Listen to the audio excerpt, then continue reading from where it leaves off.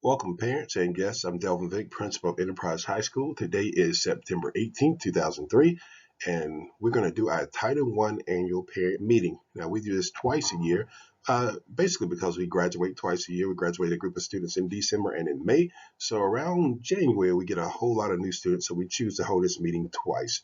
We do this in conjunction with our grad info night because we believe it allows us to get the most parents. So if you're watching this, thank you for watching it. We look forward to getting your feedback. Title I is the largest federal assistance program in the nation for schools. This year, Title I allocated about $1 billion to the state of Florida, and Enterprise High School was eligible for a piece of that. Now, we didn't get $1 billion, trust me in that, but the money usually flows from the federal government to the states and then into Pinellas County, and Pinellas County does give it to the eligible schools. As you can see by the numbers on the screen, 85 schools in Pinellas County, including 36 non-public schools. So we are a public charter school, and as such, we do get our share of our Title I funding. So I talked a little bit about the Title I funding process, but as you can see, federal government, like I said, over $1 billion to the state of Florida, and then the Florida Department of Education gives it out to the local school district. For us, it's Pinellas County, and Pinellas County does give us our share. Now, Title I funding is for supplemental programs to help students who are behind or not proficient in, certain subjects to improve. So these supplemental offerings that we have to be above and beyond what we normally do in our school day. And I want to talk about some of those things that we offer here at Enterprise. Title I is all about getting your input. So first, we do seek your input. We'll do this survey with you at the end of this to make sure you understand fully what Title I is about, how we use our monies here, our funds here at Enterprise High School, any questions or suggestions you might have. But for us, we really do look to put Title I into classrooms in terms of putting the resources where our students are. So we ask you to kind of, attend any meetings related to Title I funding. You can do it online or in person when we do offer that, or any feedback you can give us in writing will be welcome as well. And all Title I schools, like I said, must document all attempts to involve parents school-wide, how we plan around using parents as well. And I want to talk to you about our budget, where in our budget that we've allocated funds for that. So Enterprise High School has provided $52,726.30 to pay for supplemental resources and programs to increase or improve student achievement. So I like to say that we like to put our money into the classrooms. As you can see, we use our funds to hire additional staff to support student learning in math and reading. So what does that look like? We put about more than 2/3 of that money into personnel. That's $35,993. Family engagement materials are there, family engagement food, like tonight's food that you'll have, technology that we use, and also our extended learning program, ELP, which has about $8,000, but I'm going to be seeking a reallocation of that to put more classroom resources in play. When you drill down, parents, you have a right to know. So if you're attending a Pinellas County school, you have a right to know. Be provided information about your child's level of achievement. You can receive information about the qualification of your child's teacher. You can be notified of non-highly qualified or out-of-field teachers, which we must do annually, twice a year.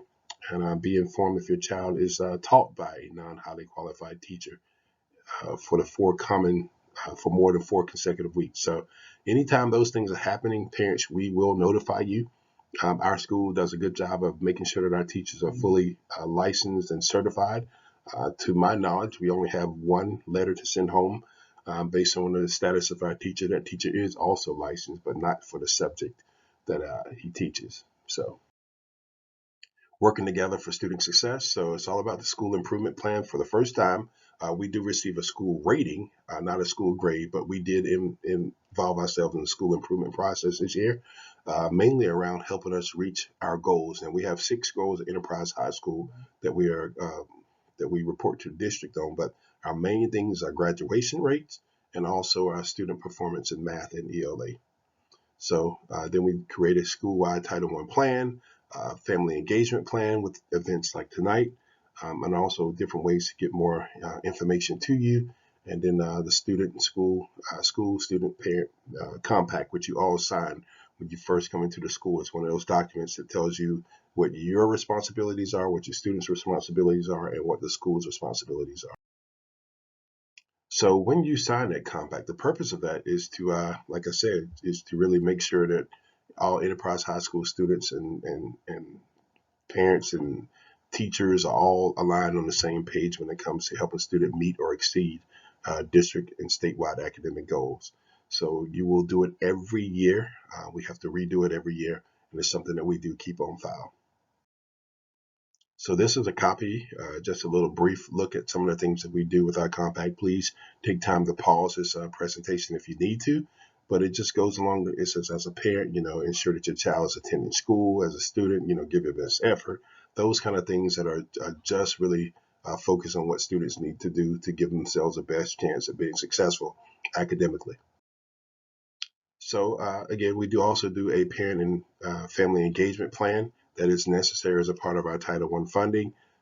Parent trainings to increase student achievement, staff trainings to engage parents, communication methods between home and school, flexible meeting times like tonight, accessibility for parents, coordinating with other federal programs. And we do have some things that we're excited about, not just from Title I funding that we're going to do to help keep you guys informed about your student progress, but we are introducing a student dashboard that you will be able to access. It will give you real-time information about your students' progress. Now, this is something that is not Title I related. We're using other funding for this, but it's an awesome way. We're all about keeping you guys informed of your students' progress. So we do use the Florida BEST standards. BEST stands for benchmarks for excellence in student thinking standards. So we are all about that here. We do use the state curriculum in terms of the standards. We're responsible for meeting all of those standards. Our school curriculum is pretty much on Apex, but we will be switching over to Edmentum. Apex was bought out by Edmentum, but we use that for our ELA, mathematics, our writing, our science, our civics, all those instructional things that we use. Every class requirement that we have is pretty much covered through Apex and now Edmentum. A little bit more. We do offer our students the end of course tests that they need to take. We also do the FAST, which is the Florida Assessment of Student Thinking. We do progress monitoring 1, 2, and 3. We are now in the progress monitoring 1 phase for our students who are 9th and 10th graders.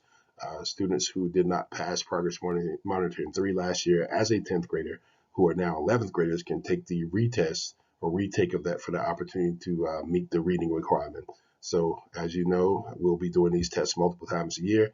In addition to those EOCs, we do offer the ACT and the SAT as well. So school accountability, feel free to check the state site, FLDOE, for any accountability reports related to Enterprise High School.